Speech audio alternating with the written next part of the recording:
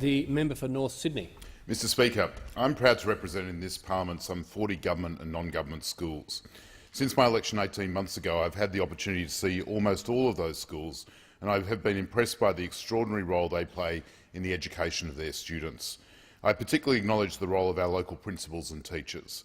As the son of a primary school teacher and headmaster, I know the care and passion those in the teaching profession bring to their calling.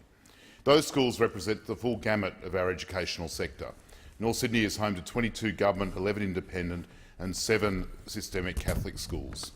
All of those schools have my strong support. I firmly believe in parental choice, and with our mix of government and non-government schools, local families have the opportunity to choose an education that best meets their aspirations and the needs of their children. That's why I've welcomed the federal budget delivered by the Turnbull government 3 weeks ago and its commitment to ensuring every student in every school receives Commonwealth support on a model that ensures fairness and transparency. These are important reforms, and backed by an additional $18.6 billion in funding over 10 years, provide the opportunity to ensure the needs-based model envisaged by David Gonski in his important 2011 report. For the vast majority of schools in my electorate, our reforms will see increased funding delivered.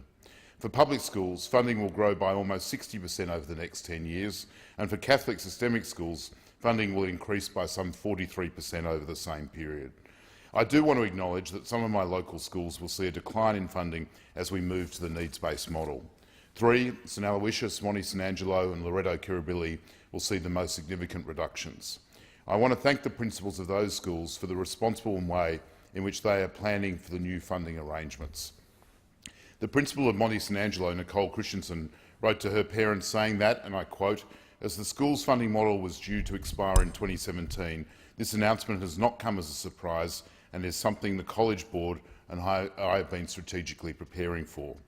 She went on to write, "In the mercy tradition of justice and human dignity, I believe that every student is deserving of a quality education and that these reforms are necessary to provide a fair, just and transparent system."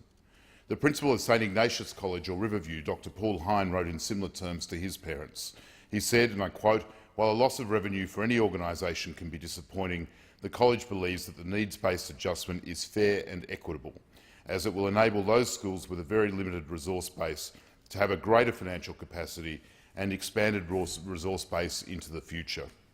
I also know that some parents at Catholic systemic schools in my electorate have been advised fees could rise as a result of the new model.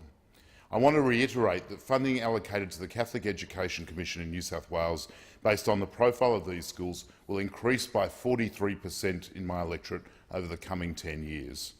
Over the next 4 years, funding will grow by 3.8% per annum for all Catholic schools in New South Wales.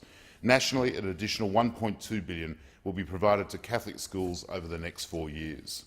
Funding for systemic schools will continue to be provided as block grants, and the government has made very clear that Catholic education authorities will remain able to allocate those funds as they believe is best for their school systems. So in circumstances where funding is increasing for schools, including Catholic schools in New South Wales, there should be no need for fees to increase. Put simply, if funding is going up, why would fees need to follow? I am confident our Gonski 2.0 model will see a stronger education system better able to equip young Australians, including those living in my electorate, with the education they need. In the face of these reforms, it has been instructive to watch the approach of those who sit opposite representing the Australian Labor Party. It has been just extraordinary to watch the Labor Party, which has so long proclaimed a commitment to needs-based funding based on Gonski, argue against reforms which deliver just that. Perhaps it's because they are embarrassed about their own actions in government.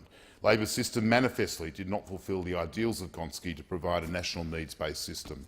Instead, we inherited a patchwork of arrangements that not only treated students differently, but actually penalised state and territory governments that increased their own funding.